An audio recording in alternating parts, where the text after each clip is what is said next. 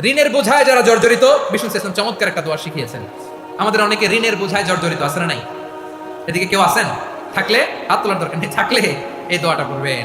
এক সাহাবীর নাম আবু উমামা, নামাজের ওয়াক্ত ছাড়া উনি মসজিদে যেয়ে বসে আছে। বিষ্ণু বললেন, কিরে আবু উমামা, নামাজের তো ওয়াক্ত হয় না, মসজিদে কি? সাহাবী বলে, হুমুমুন লাজিমাতনি ওয়া দুয়ুন, নবী গো, ঋণের বোঝায় এমন টেনশনে আছি, ঘরে থাকতে পারলাম না, মসজিদে চলে আসছি। বিষ্ণু বলেন, আমি কি তোমার এমন একটা দোয়া শিখাবো যেটা পড়লে আল্লাহ তাআলা তোমার ঋণের বোঝা হালকা করে দিবে?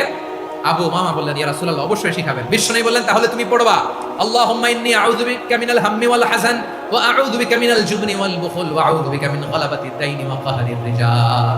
ও আল্লাহ, তোমার কাছ থেকে দুশ্চিন্তা থেকে পানাহ চাই, কৃপণতা, ভীরুতা, অলসতা, কার্পণ্যতা, এই সব কিছু থেকে, মানুষের কঠোরতা, আমার উপর মানুষের আধিপত্য এবং ঋণের বোঝা থেকে পানাহ চাই।